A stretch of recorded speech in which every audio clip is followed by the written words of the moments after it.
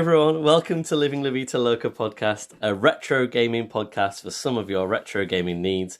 My name is Faz. And I'm Rich. And we have seen each other recently. Don't laugh. I don't know why that made me laugh. Get out now. As recently as 48 hours ago, I'm thinking about-ish. Don't take this the wrong way. That long. Yeah. Jesus. And we went to the Leeds Video Game Market on Saturday. It's now Monday. And would we say it's retro? It is obviously a retro game market, but there was some, I guess... There was some newer bits and bobs. Yeah, wasn't there? And we've been looking forward to that for a couple of months now. It was only £3 English pounds to get in. And... we're going to give a little bit of a report back about what we thought about it, really. So just to tee you up first. Oh, right. Oh, Good. no, I can do that. I think that we can frame this thinking about it like, was it any good? It's almost like, yeah. So it's an overarching question. Was it good for you? Was it good from a community aspect? Because I've never really been to one before. And I was really excited about it. And I think I had a good time. But I probably need a little bit of a shove in either one direction or the other, whether it was good or not. Right. Okay.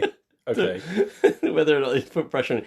But yeah. I picked up less things than you. So let's talk about the purchases that you made, which were a bit more like, I guess... something you'd probably find at a video game market, maybe more than you'd find down your local retro gaming shop. Yeah. Whereas I just picked up some PS1 games for £5. Do you know what I mean? Like, as in, so, yeah, like a proper pro. Whereas you actually picked up something that I think was a bit more niche, necessarily. So do you want to talk through that bit first and see if that was a good thing for you? I went in with the list. I went in with a budget. And I ended up picking up a couple of bits from my Saturn. So, it was good to be able to go through and find a couple of bits that were floating around my lists and things like that, because I didn't want to go in and impulse purchase all the way through, because I would have ended up spending far too much money. It was good to be able to find some of the things that I was looking for. The problem was finding the things I was looking for, because that was easily the busiest fair like this I've ever been to, ever. Yeah. And that made it nigh on impossible to actually do any fun browsing and hunting through of anything. It was nuts.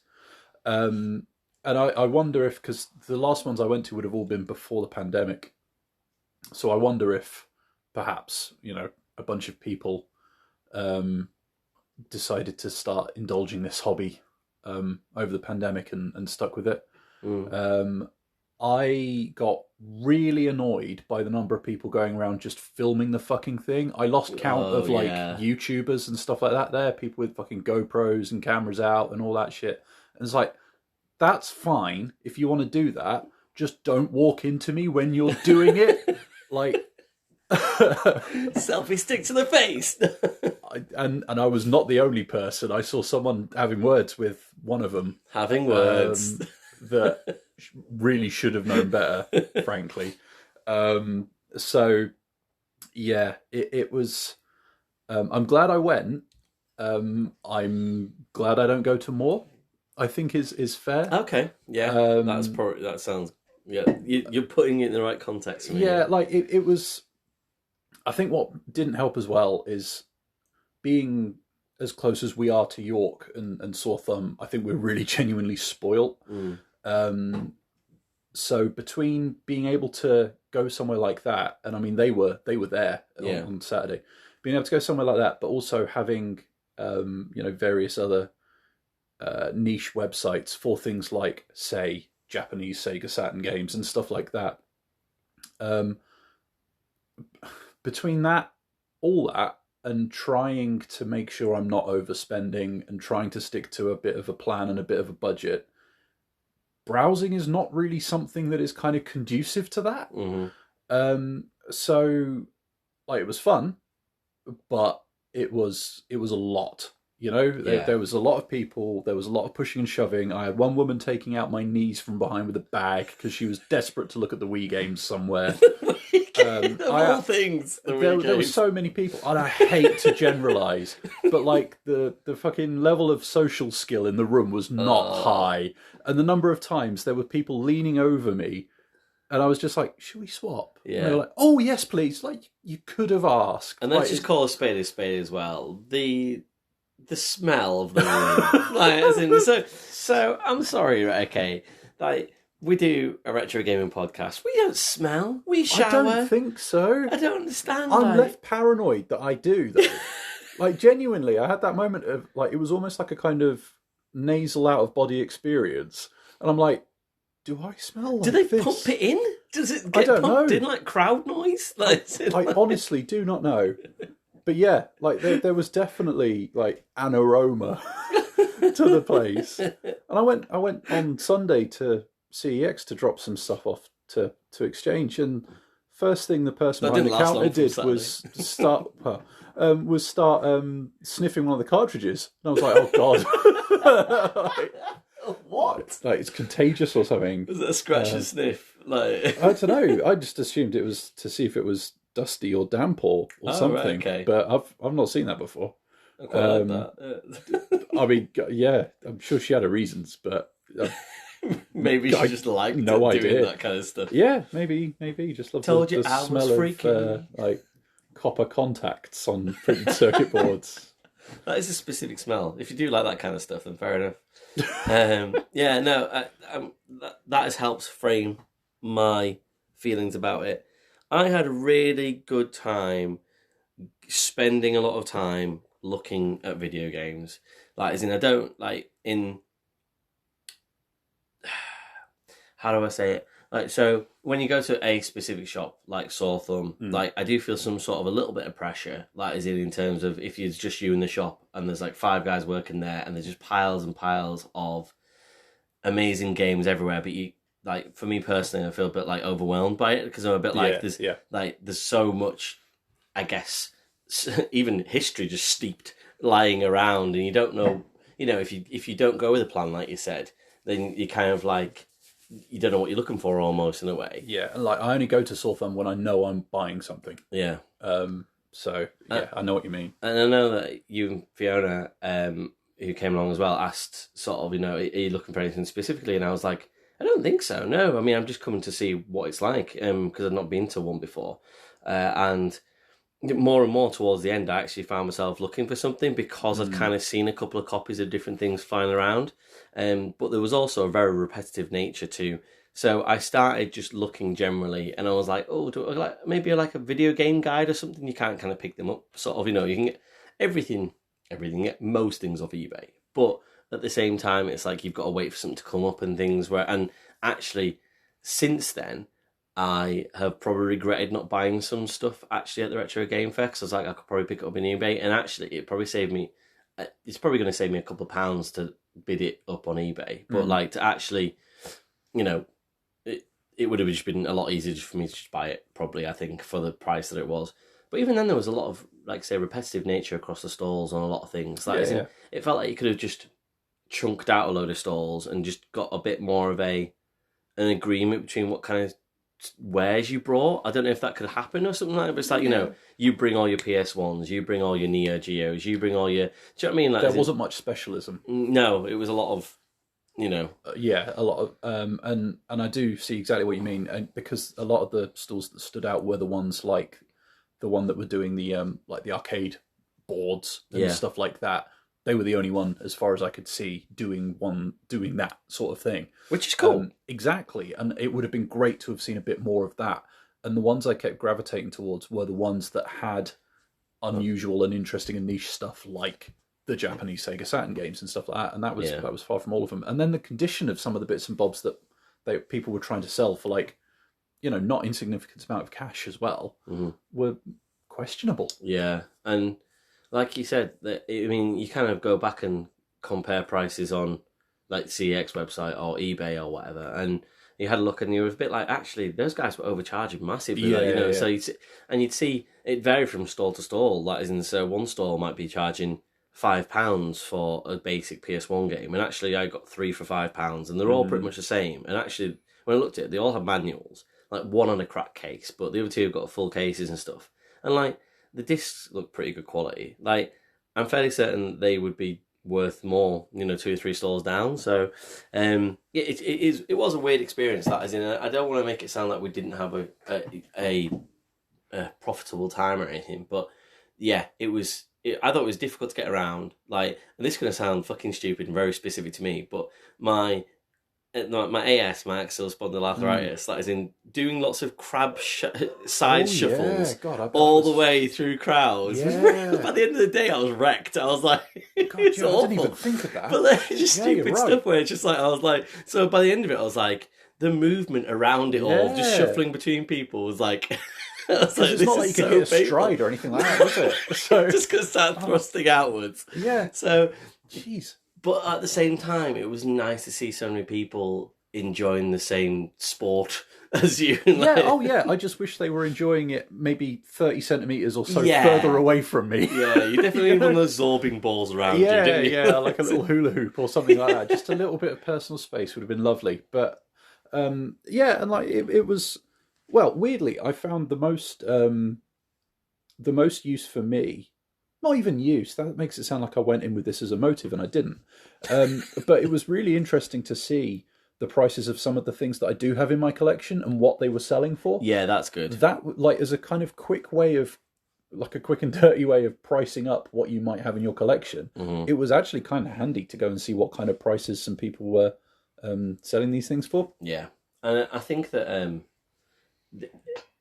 it was strange because on some tables, and you got to see the people that really cared about what they were selling as well. Like, I just saw some guys that were just like, you know, knew everything about what they had on their tables, and they had loads of stuff, and they know everything about everything, and they were just really effusive about it, and really almost like emotional when they were speaking people through. And then sometimes you saw 2 guys sat at like a trestle table with like one old N64 box that was battered, and like another one, and it was like, what are you doing here? Like, is it like you don't like? I don't think you want to be here. Like, is it? Not even talking to anybody. So I think there's definitely a particular type of person that you know that goes to these things, and also that does the selling of these things. And yeah, it was an experience. And like you say, I wouldn't go all the time, but I'd maybe go to 1, maybe 2 a year, and just sort of have a little look. Spread it out a bit and recover. Yeah. Oh God, old age. What have you done? I mean, weirdly, and this will sound weird, it did give me a new appreciation for shopping online. Yeah. and places like CEX where you just go, oh, actually, I want that specific thing for my collection. I can go and get it. Yeah. Rather than the kind of luck of the draw. Yeah, no, that's fair enough. And it was, I was surprised to see so many families there. And I think probably only, with hindsight, if I had took a family, I would then be like, I'm not taking a family again. Now, I don't want to judge those people, but personally, like with those kids who are like, you know, knee height, trying to get anything out of that for them, really, I think was very difficult. There's a few things, there's a few like personalised, sort of homemade Lego figurines that were cool and stuff that I saw, and I was like, I almost picked some up with myself, but again, you know, rightly so, because you're paying for someone's work, but it was like £6 for a minifigure. Then it was like, you know, which is probably how much an actual minifigure costs, pretty much.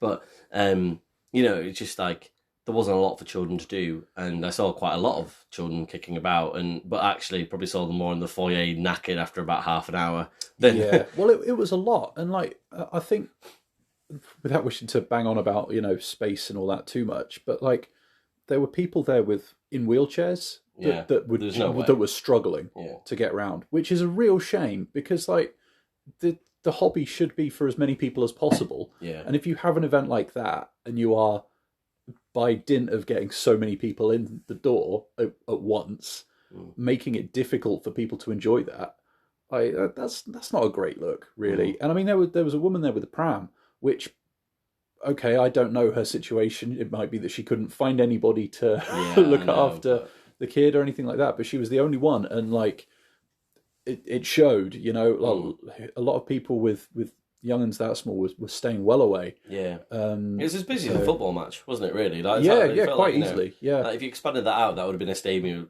of like 80,000 people. Yeah, it was dense. It was a dense crowd, and there were a lot of stalls, and there wasn't much room to manoeuvre anyway. And yeah, I just wonder if maybe they should have capped the number of tickets earlier, or if maybe it was just a timing thing where so many people, didn't get the early bird tickets but wanted to be through the door quickly. Yeah. And that kind of made that crush. But it feels like the sort of thing that perhaps there's something they could do, but I guess as soon as you start staggering the times any more than that, people will be like, oh, well, I can't buy what I'm looking for now, and all that. So I don't think there's necessarily a way you can win. Yeah. So that's 2 live events we've been to now in the lifespan of this podcast, and both have been probably oversold. Yeah. Crushing. I'm spotting a pattern now you mention it. You should probably simmer down and just go to a picnic or something and then get crushed there. Yeah, imagine all my sandwiches. We just think we're going to go to a really cool, chilled out retro gaming picnic and get hammered by some geese or some shit. So, how would you score out of 10 for? Oh, really? You don't have to do one. I'm going to do one. Go for it. I'm going to give it a 4 out of 10. Really? Yeah. Okay. I'll give it a 4 out of 10. Yeah. Like, time flew, which is probably a good thing, but at the same time, my enjoyment levels were less than average of, if my average is sat on my couch drinking a beer, watching TV or playing a game, it was less than that. I did have a moment where I was like, I could be watching the rugby. Yeah. and I'm here. Yeah. And then I found a couple of bits on my list that I was looking for. Well, that's it. It's like, it's still video gaming. Yeah, but at the same time, I if I was that desperate for either of them, I would have gone on a website by now and bought them. So it's that's true. It's that kind of. That's true. It feels like a hollow victory, if I'm being brutally honest. But that's just the way I approach it. I know the fun of hunting is, what a lot of people go for anyway. I don't. I'm just like, I would like that one now, please. Thank you. I have it. Yeah. Proper man shopping. Well, life's too bloody short here. Give him a Stonewall jeans and I'm out there. Sit on my sofa eating and playing video games. Yeah, that's life's fair. too short for buggering about actually getting them. Well, that's it. I mean, currently, ironically, I'm trying to buy one of the games that I was trying to buy on Saturday, but I didn't bring myself to do it. So, which is Grand Theft Auto London on the PlayStation 1. But I couldn't find a copy in there. There were good copies for £20 and a really good copy for £30 that had a map in it. The £20 copies didn't have a map in it. So this one on eBay at the moment is currently at, I've just put a bid in for £18 and then £2 postage, so £20, and that has the map. So I'm a bit like, if I can get that for that, which I don't think I will, and I'm not going to go any higher, because coming back around to that conversation about, I think I said it, I can't remember on a podcast previously, where I'm happy to just get the disc and game as well. So I don't know what's driving me about this one per se, almost maybe the British spiel of the Grand Theft Auto idea of it, is that I kind of do want the case and the manual and the map, and I've not found, and certainly when I've got GTA PS1, I got one with a manual and a map and the game, but I didn't get the case and I wasn't bothered. I want the map, because actually I know how hard it is to play that game without the fucking map. So for GTA 1, which is just the same as GTA London, I want the map. That's what I want. I want a really good map copy. And I found one that was like, I opened it up and the map was like, you could already see like damp blotches on it, and I was like, what's been on this map? Like Pizza Hut from 1999 or something like that. It's just So yeah, I want a good map and a good disc, and that one's got it. So, and we'll see what happens in about 8 minutes time, whether we get it or not. I know, live eBaying on the pod once more. So after battering retro gaming and people at retro game for the first 20 minutes of the podcast, credit where credit's due, they put on a better event than we did when we tried. Oh yeah, nobody came to ours. So I don't know if we ever discussed that really on the podcast, but anyway, we tried and no one came. So yeah, they got a lot more people. So yeah, let's talk a little bit about retro gaming that we do within the vicinity of our own homes. And on our handheld consoles. And this week we have chosen, I chose the Simpsons game on the PSP. And what did you plumb for? Pursuit Force. Pursuit Force! I'm just getting some mini eggs out. It is the season for mini eggs. And I don't know, do America have mini eggs? They must. I don't know. What are they? Are they Montelez? Montelay? I don't know what it's called. Have you had a funny turn or something? Has it gone down the wrong pipe or something? Oh, you look so angry at me right there. Like, what are you talking about? Why would I know anything about American chocolate Easter eggs? Like, okay, right, fair enough. Like, I didn't realise that was like such a taboo subject. Clearly, Not it even is. that. It just sounded like you had some kind of like weird brain attack of some kind. I'm going to get really attacked in a minute. I'm getting hot in my hoodie and maybe I'm overheating. So, whilst I unsheath myself, do you want to talk about Pursuit Force? I can do. Yeah. I usually try and throw to you first, as I've alluded to before on the podcast. Gives me about 20 minutes to freak out. Work out what you're doing. Yeah, exactly, yeah. Which this time is researching more about chocolate, eBaying, and taking my hoodie off. Cool. All right. So, Pursuit Force, it's from about 2005, which kind of surprised me. In my head, it was slightly earlier. But it's from Big Studios, over in Leamington Spa, of all places.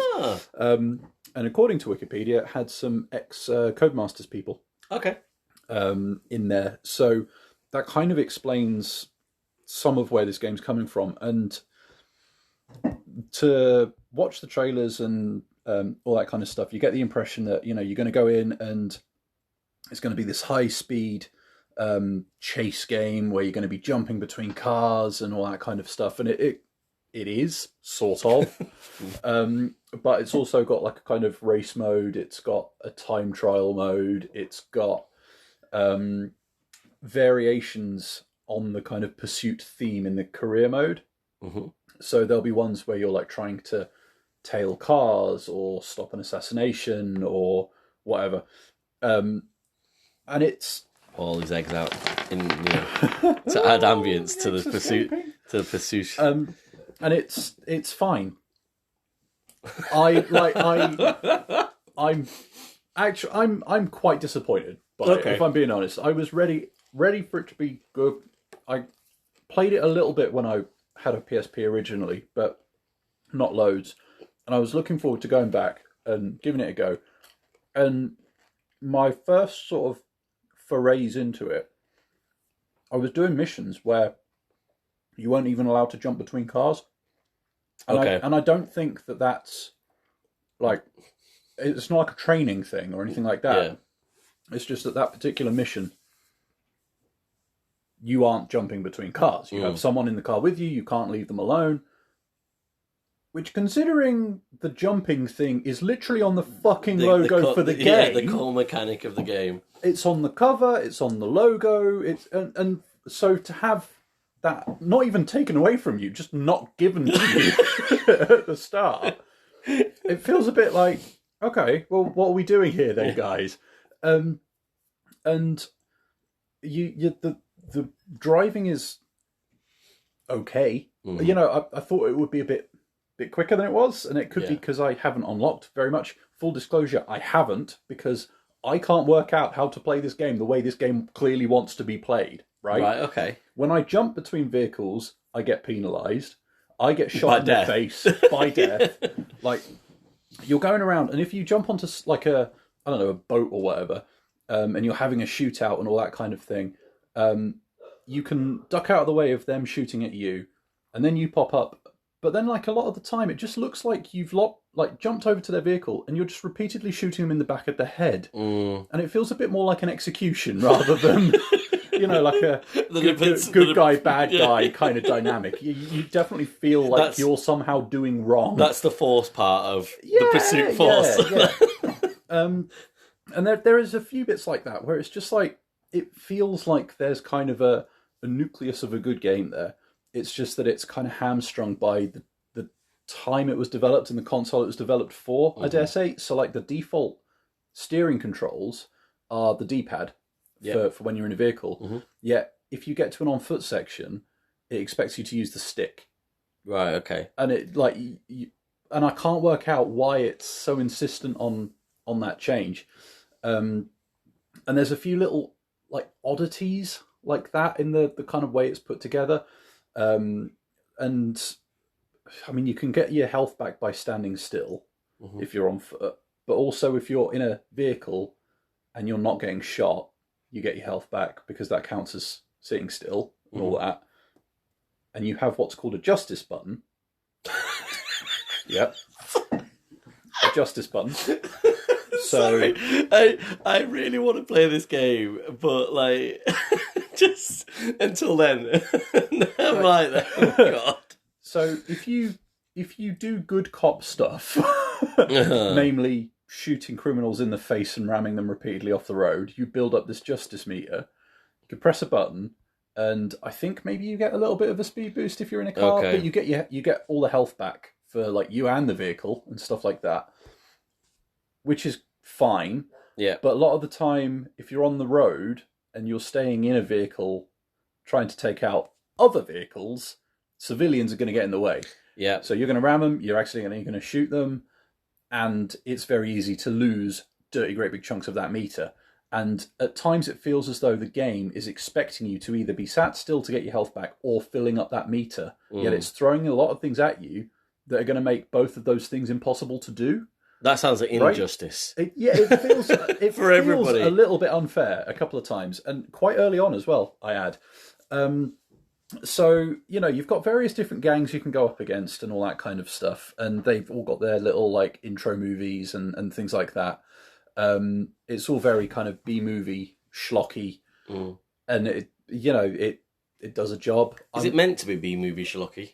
I hope so. I hope for the game's sake. Like there's a lot of the dialogue boxes that pop up when you're in the game are kind of in that comic book style. So I think it knows what it's doing.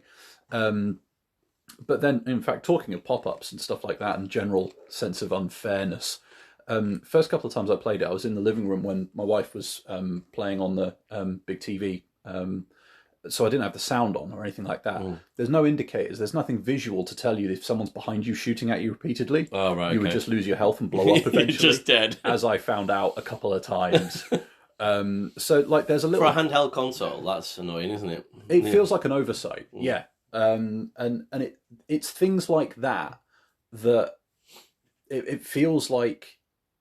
I don't know if it was rushed out or if there's just a couple of little bits of like design oversight, like it was meant to be for, say, a PS3 or something like that, and they ended up being forced to scale it down. Because another example is in some of these story missions where you have to, say, drive for like a good couple of minutes to get to the thing that's happening. Yeah. So, like, you might be on a timer, you're racing to catch up to these cars in front of you, you catch up to the cars in front of you. As you ram into the back of them, your commanding officer is saying, "Great, now tail them from a safe distance." And you're like, "Well, fuck a duck!" Like, I'm having to climb out of his boot. So then you drop back, and then he's like, "No, you should catch up." And you're like, "Well, fucking hell! Like, decide." Brilliant. And then the markers pop up above at the top of the screen and all that kind of stuff, and you can kind of gauge what's going on. And it's things like that, coupled with the fact that once you then save the mayor from the assassination attempt that you've tailed the assassins to... The mayor. And then you are in the shootout with them, and then you die because you haven't been able to get your health back, and then it puts you right the way back at the start of the mission with like no checkpoints on the way or anything like that. So you got to do that tedious drive up to catch up with the cars in the first place, ram into the back of it again, and all that. The ramming into the back of it's optional, by the way. It's just that by the time he's done the dialogue, you've caught up with him so much. It's happened. But it's those sorts of things where it doesn't feel like it's designed for like portable first. So it sits in a bit of a weird position. Sounds shit, Rich. It's not shit, right? There are some redeeming features to it. Like it's stiff, it's clunky, it feels like it's got some iffy design choices to it. It looks good. And you know, it for what it is trying to do and the era it came out, I think it does a relatively good job, but it feels almost like a proof of concept more than anything. A proof of concept or a game that should have been on a beefier console. And then you've got like the races and the time trials and stuff like that. And that is, again, you stuck in the car, not jumping between things, just trying to get places quickly. Yeah. And it feels cumbersome. Like, it doesn't feel fast. Like, Burnout on the PSP, back in the day, felt like it could take your eyebrows off, if you looked at it too long. This does not feel anything like that. I was going to say, like, considering you got Burnout and Need for Speed that we've done previously, and you're going to feel a slow driving game. Is it like, yeah, it was like Codemasters, didn't you? It's like, all I'm imagining is like micro machines, like going around pencils, but also just shooting people in the back of the head while you're doing it. I mean, the thing is that when Wikipedia says Codemasters, I wonder if they were fired from Codemasters. Were they the guys who did... When Codemasters did Brian Lara Cricket, it was those guys. yeah. Fast bowling, this is not. Like, I don't know. Like, it's obviously, like, I'm not going to knock them for actually making a game and publishing it too much. Right? You can. Like, we've got this platform. Like, it's allowed to happen. There is something about it that do whatever you want. I would happily put good money on there being like a bit of a shift in development on the way or something like that. Quite possibly something out of their hands that made this harder to put out the door. Because that's the impression I get. But I distinctly remember playing it, call it somewhere around 2006, something like that, and enjoying myself. I had a good time with it, but I also don't remember getting very far then. I certainly haven't got very far with it now, which is the other reason why I'm kind of reluctant to be too down on it, because like, especially the speed and things like that, because it feels as though, maybe there are other vehicles you can get later on that would speed it up a little bit. But, I'm there in what looks and sounds like it should be a high-performance police car pootling along quite comfortably, or like a motorbike that, wrapping myself around a lamppost quite handily because it's not quite doing what I think it should when it's steering, and, stuff like that, it just made for a bit of a disappointing experience. And it was the kind of thing that was like, I've got to keep playing it because I've got to talk about it, and I've got to talk about it with some conviction, and I can't just, not play it. So pick it up and try again. And just like a couple of times I was ready to hurl the console through a window or something. I mean, that sentence there will come home to roost by the end of this podcast. That isn't not for you, but for me. It definitely feel like playing it was more of an obligation by the end than something I was enjoying. And I think I've unlocked maybe about 4% of stuff. So I really haven't made much headway with it, despite trying. I have tried. Yeah. I bounced off it so hard, which is a real shame because I picked this. I chose this. Yeah. I was looking forward to it. I was ready for it. I've spent good money on it. And I was jealous of you coming into this podcast. I've got it written down here. This was one of the first games that was requested. I distinctly remember when we first started telling people we were doing this. This was almost like a request after episode 1 type request. Yeah, Sam, I am sorry, man. Like, for you, like I would love if you do ever listen to this. Please tell us. Like, is this a game that you loved and why? Like, I would love to know. Why? Like, no, like straight up, because I think there's something there, but at the same time, I genuinely don't think I've got to it yet, or something. I don't feel that the fault of the game is necessarily all the game's fault, if that makes sense. I do feel like part of it is me, somewhere along the line, like I've missed something. So yeah, it's a tricky one, I think. Yeah. But yeah, not. But I know you. I'm not blowing smoke up your ass, but you will give every game as much time as it needs. Do you know what I mean? Like, as in, like you said, that you feel that obligation of going back and making sure that it's not shit. So at least you've done that, and I know you'll have done that. So. I feel like I've done my due diligence. Yeah, there we go. Else. Yeah. So, on your due diligence audit, where would you be scoring this game? Because I'm going to be honest, this also will, this will affect where I score my game. Will it? Okay. Yeah. No pressure, but Yeah, I kind of had a number in my head before we started recording, and weirdly, as I've talked, and I'm looking at my notes to see if I've missed something here, and I don't think I have, but I feel like the number's been going down and down and down and down and down. I don't think it's broken. I just feel like it's got some missteps that are kind of fundamental to what it's trying to do. So I'm going to give it a 5. Okay. And I feel like that's being generous, weirdly. Yeah. No, fair enough. But I was going to give it a 6 if you'd asked me before I started talking about it. And the more I've started talking about it, and the more I remember playing it, and the more I think how frustrating it was that it feels like it could be great, and I'm just not getting to that.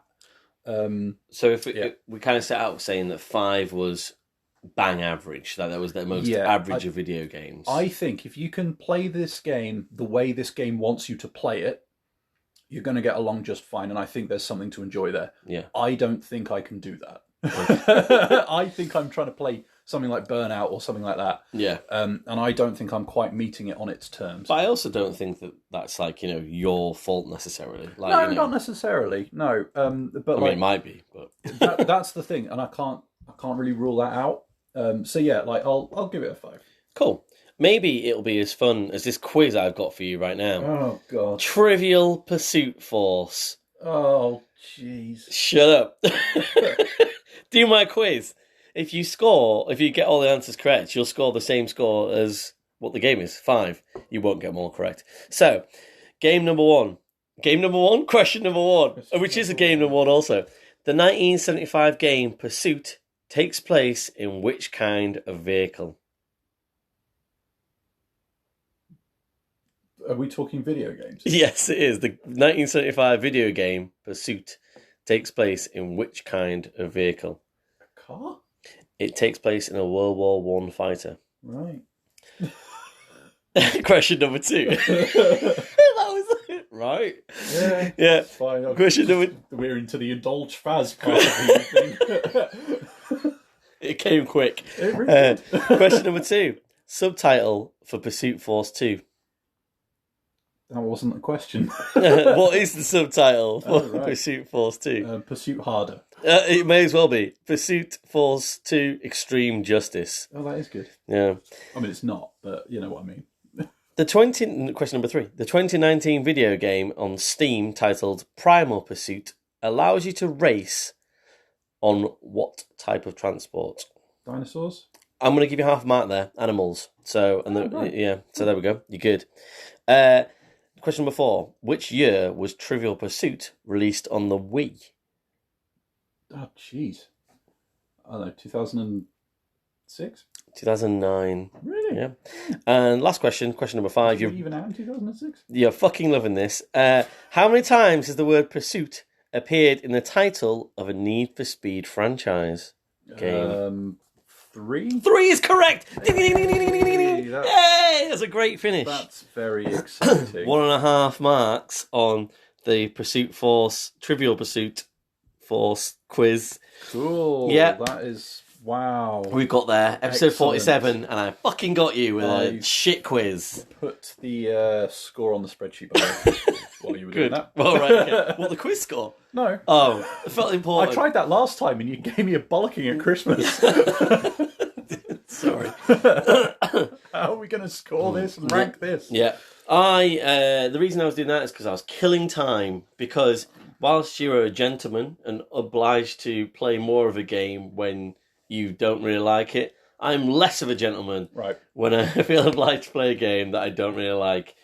The Simpsons game for the PSP, released in 2007, same year as the movie, which I had a little bit of time for. Questionable is what I'd call it. I think I was probably a bit more appreciative of it than other people, but it felt like that was like we were jumping the shark territory with the Simpsons there. And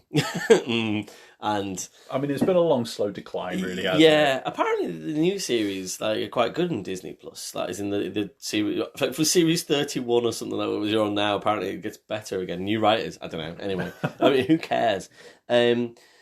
But yeah, like, the spider pig, that was really fucking annoying. I hated that gag so much, and that was out at the same sort of time as this game.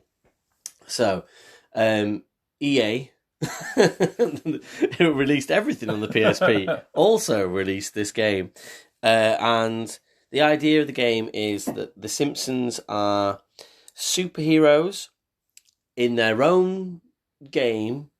They, from what I can discern, Bart picks up a comic book that's called The Simpsons Game, and in this comic book, which is like, I think I've, like, honestly, I can't remember this. Like, I've been playing like this whole week, and I just can't remember what's going on. Picks up the game, and it's called The Simpsons Game comic book, or the manual for it, and all the Simpsons characters all have weird, like, kind of kooky superpowers. Like, Bart is Bartman, and he can kind of fly a little bit, and he's got a mega jump. And Homer can inflate himself into a giant ball and roll around as a giant ball.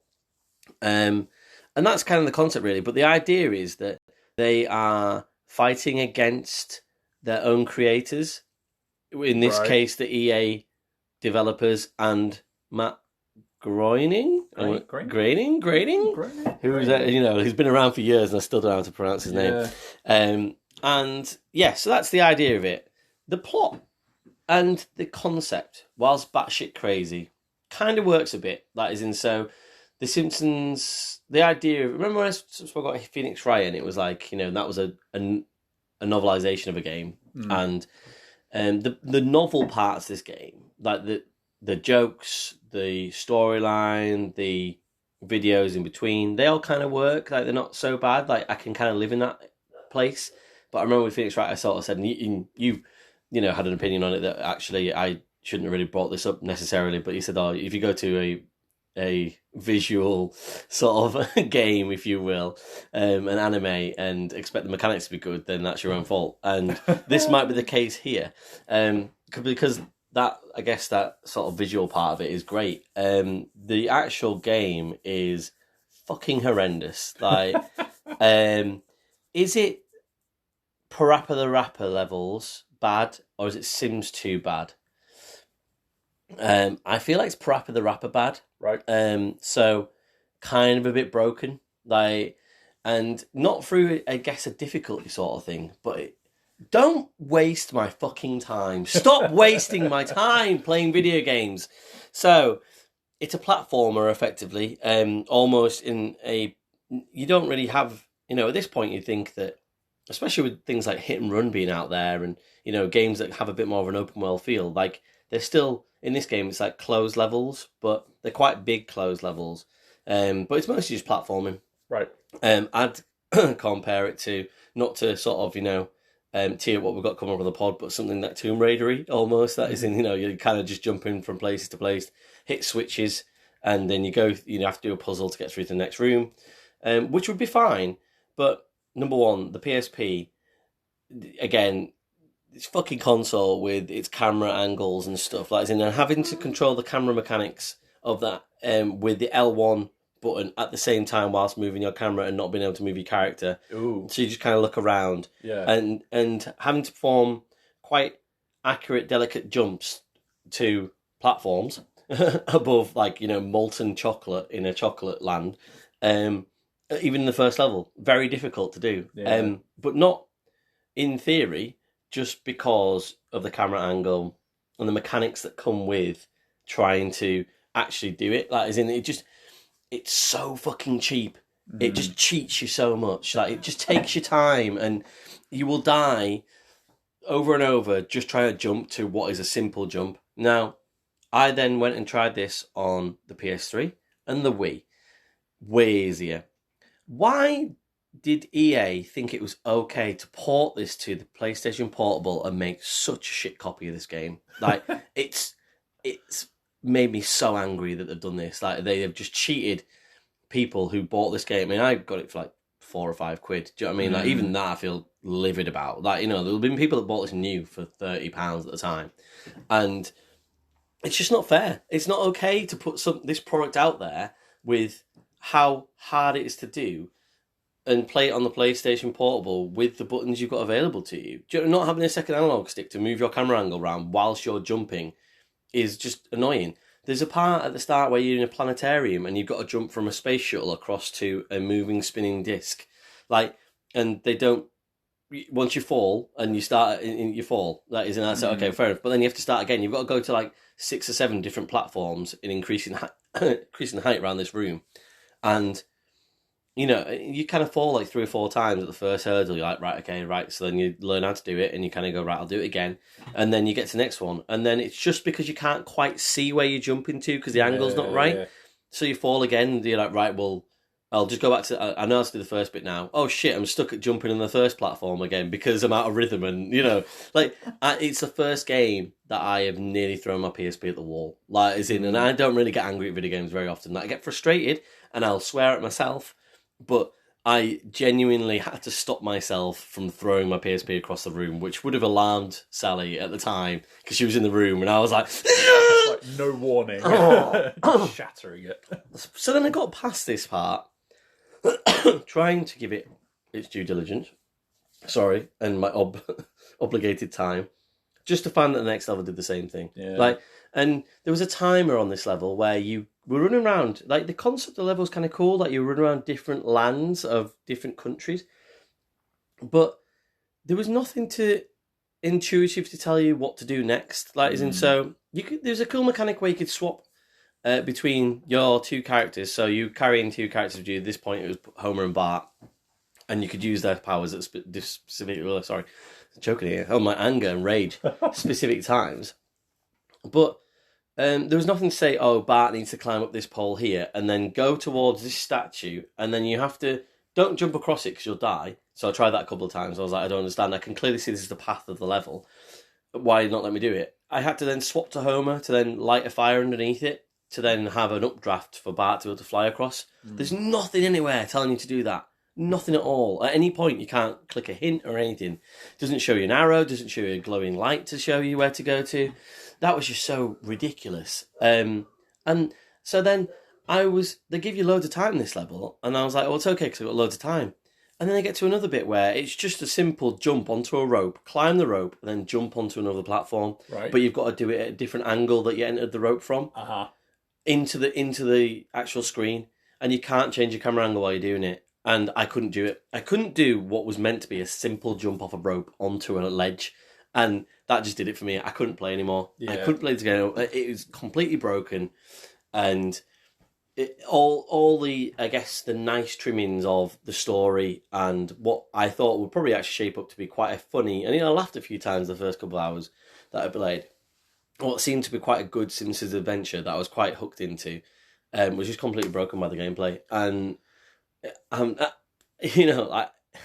want to say I'm embarrassed for the people who released this, but you sort of said, at least the people with Pursuit Force, that you feel like they probably tried and they thought they'll probably have a concept and it was a good idea. This is just fucking shovelware, absolute shit, and I was really annoyed about it. It definitely feels like there was, because I dimly recall a kind of era where it would feel as though ports were either really, really faithful somehow and would have some concessions, but there would basically be it, or they would be really, really different and therefore kind of cool. Yeah. But there was a period where you were starting to get to the level of having a bit of parity between the home consoles and the stuff on the go, and people were trying to make one-to-one conversions, and they just weren't happening. So it definitely feels like maybe a bit of a victim of that kind of thinking of just crowbarring this game into something that's just not suitable. It's just trying to make money. It's just trying to make money off people, and I get that. That's the job of the developers. Sure. That's what they do. That's their business. But at least have some sort of heart or soul when somebody will have tested this and gone, "This doesn't work." It just, do you know what I mean? I guess that's my point, though, because it's not like anybody tested and then went, "Hey guys, why don't we just make it a 2D platformer instead?" Yeah, if they'd have done something like that, you kind of get the impression that it would have played to the strength of the system a little bit more, maybe. But and that's me. And that's the thing, even if they just thought to do that, and they every other button mechanism kind of worked. It was just the camera angle one, but even then, even if you corrected the camera angle to the point where you're like, right, okay, I've got it lined up so I could see where I'm going now, there was still something that was making it difficult to leap from one place to the next, which was, as far as I could see from 25% away into the game, was the main part of the gameplay. You know what I mean? It was just to get over height or ledges or climb up ladders and things, and it was just like, it just didn't seem to make any sense that the main mechanic of the gameplay, much like Pursuit Force in a way, whilst it was missing for your start of it, it was just too hard to do. But it just felt a cheap hard to do, really. Yeah. So, and I said I was leaning more towards Parappa the Rapper sort of feelings when I reviewed that, but I got 25% through the way that game, and on average setting, I found that too difficult to do, and the inputs of that. And whereas The Sims 2 just felt like it was just completely funky and just like, loading times are terrible. Yeah. It's kind of sat in between them. It's like a 2.5 out of 10 game, but do you know what? Because it's made me so angry to get a fucking 2. And, woe betide anybody who goes and plays the Simpsons game. And I wouldn't even mind, but when you kind of go on, we talk about buying games at the start. I'm really choked up here. We talk about games at the start, about how much you pay for them and stuff. Like, there's loads of PSP games you could pay £1 for, or £1.50, and actually out of those, you might pick up a couple of bargains and go, oh, this is worth, great for £1. I think you have to pay like £6, £7, £8 for this normally. And that's like, of old used PSP games, that would probably be in like the top 30% of PSP games you have to pay for. Don't do that. Don't pay any money. I will trade this in as soon as possible, but maybe I should just trash it in the bin so no one ever has to play it again. I feel like public duty. Yeah, do you know what I mean? Like, it's some sort of public duty, but I actually feel better about myself doing that. And I might even do that, I'll have a think about it because it's still money to me. But, at the same time, what I'm going to get for like £3 or something. It's just like, I think the PSP... actually, last straw, like this is why it needs 2 out of 10 rather than 3 out of 10. I was trying to eject the cartridge out of my PSP. Yeah. And the copy I've got has got like a little cut in the actual UMD case that got it stuck in my PSP. And I was like, if this game breaks my PSP, that's it. My PSP, I was quite happy to throw across the room 5 minutes ago. If it breaks it, my word. So yeah, I'll try and calm down a little bit. I guess to round out the pod, to put us in a better mood, or put me in a better mood, certainly, I brought something along just to kind of show Rich, which is to make me feel better about The Simpsons, which is my episode guide for the first 8 series that I got when I was a kid. You can pick one up on World of Books, I think, for like £5. And they've done the episode guides up to series 20, I think it is, when I looked it up. I'm not that interested because everything good for me is in the first 8 series. There might be a few here and there, but when I looked through these and I was trying to find my favourite episodes of The Simpsons, and number one, I thought I was like, I'll just get my top 5. That was so hard, I couldn't do it. Physically couldn't do it. Got a top 10, and it was still kicking out episodes that were like absolutely unbelievable. So whilst I've had a go at the game, the Simpsons game, really annoying to me that that's called the definitive Simpsons game as well. Like, it's not like, the Simpsons arcade game or Simpsons Hit and Run or Simpsons Road Rage. This has the audacity to be called the Simpsons game, and I'm like, you are not my Simpsons game. A Simpsons game. Yeah, and another Simpsons game. So it's like the clip show episodes. Yeah. Sorry for the clip show. But just to round out that, and we probably quote Simpsons at each other sometimes and talk about it, but actually we never really talked about any fan love for The Simpsons. And I think it's just usually an unwritten or unspoken love between quite a few people, I think, where you kind of go, you'll just talk in quotes of The Simpsons, or you'll know what you're kind of alluding to because it's kind of ingrained in you, which is what, as a concept, like The Simpsons kind of is to me. And I don't know how you feel about it. I just wanted to get your sort of thoughts and feelings about, The Simpsons love. I used to really, really like it, sort of series 5 to about 6 or 7, probably 7. Had a bunch of them on DVD and stuff like that back in the day, and would watch them quite a lot. And they'd always be on BBC Two at about 6 o'clock, and that kind of era. Itchy and Scratchy Land is the one that always keeps coming back for me. and has been quoted several times. Up to and including in my professional life, I routinely use lines involving what can possibly go wrong in a job interview. It's definitely hooked its claws in. But I forever and a day will be a Futurama guy, first and foremost. Okay, interesting. I did my dissertation in part on Futurama. Wow, that's cool. And all that kind of stuff. So, yeah, but for me, it would be like the first 4 seasons of Futurama. Yeah. But, yeah, I definitely appreciate the symptoms? The symptoms! and all that. But, yeah, I'm not like a kind of diehard, because I know you said about coming up with the top 5 episodes, and I was like, Itchy and Scratchy Land. And there's bits, there's loads of bits, but yeah, I would struggle to start to pin down specific episodes that in their entirety I'd be like, oh yeah, bring it on. But like, I will happily watch it if it's on, and all that kind of stuff. Oh, that's cool. I mean, like, I'm really glad that, like, you know, that you've come out as a Futurama fan over a Simpsons fan, because I see that for you. I see that in your tea leaves. I just like the absurdity a bit more and the cool imagination person, to it. That's a cool thing to say, if you ask me. I mean, Time Wars, I'd have been really embarrassed about it. I would have just bluffed my way through The Simpsons. But unfortunately now I'm like, you know what? Yeah, actually, I think you probably, if you lined it up in the street and sort of said who's cooler, there was a Futurama fan and a Simpsons fan, I think a lot of people would say the Futurama fan. Oh, right, okay, fair enough.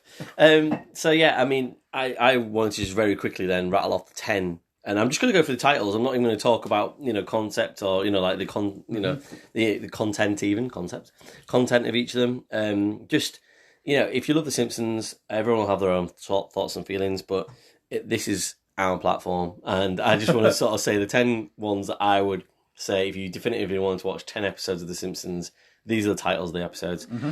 So, Raging Abe Simpson and his grumbling grandson in The Curse of the Flying Hellfish, a vastly underrated episode. You don't see it in many people's top 50 lists even. Cape Fear. Yeah. Yeah. See, I know some of the bits. Yes, You Only Move Twice with Scorpio. Oh, yeah. It's just wonderful. Just like, he's one of my favourite characters. And, you know, I'm glad he's, I mean, he might well be now, and I've missed it all in the last 10 series, but I'm glad he's not recurring. I think I'm glad he's just like a one and done. Lemon of Troy. So, you know, when they go to Shelbyville, you know, there's not many Shelbyville episodes, and that is an absolute classic. So, one of the older ones, Homer at the Bat. So, you know, the softball one, where they get all the famous baseball players in, and Darryl. Team Homer, so that is where they have the pin pals with the bowling, and I quite enjoy that one. And there's a lot of if it's got Mr. Burns in it as an evil entity, he's the best heel in history. Like he's just such a shit all the time. Like, it's so wonderful. Bart's Comet, probably not on a lot of people's favourite lists, but certainly on mine. You know, there's so many ideas in that where it's like, you know, it's like the scariest thing was Dad was right. Oh yeah, I'm scared too. Yes. We are the Super Friends. Hey, shut up. Homer versus the 18th Amendment, so Prohibition. Mm-hmm. Yeah. You know, Rex Banner. You can't. You know, again, another great character. No, you won't. Colonel Homer, a really early one with Lurleen. Lurleen. It's absolutely brilliant one. You know, a good song in that one. It's like Homer at the Bat, where it's Mr. Burns had done it, the power plant had won it. You know, there's a strong, you know, Lurleen song in that one. And then Bart versus Australia is, you know, probably up there. I'd say maybe my favourite ever. Just, you know, like, we've willed them down to a pudding through the fence with an ordinary shoe. It's just brilliant. Like, the American diplomats that turn up in The Simpsons they're just always wonderful. The side characters, the lawyers and stuff, they're just like always the best. So, and that's got loads of them in it. Yeah, so that's probably, you know, won't be the last time to talk about The Simpsons because I absolutely love it. But, you know, maybe with Futurama next time, you know, that'd be good to hit some Futurama love. I think really worked some stuff out there in those two games. Yeah. And the video game market at the start. Anger and contempt for the world around us. Thanks for listening, guys, and we'll speak to you soon. Cheers. Bye-bye.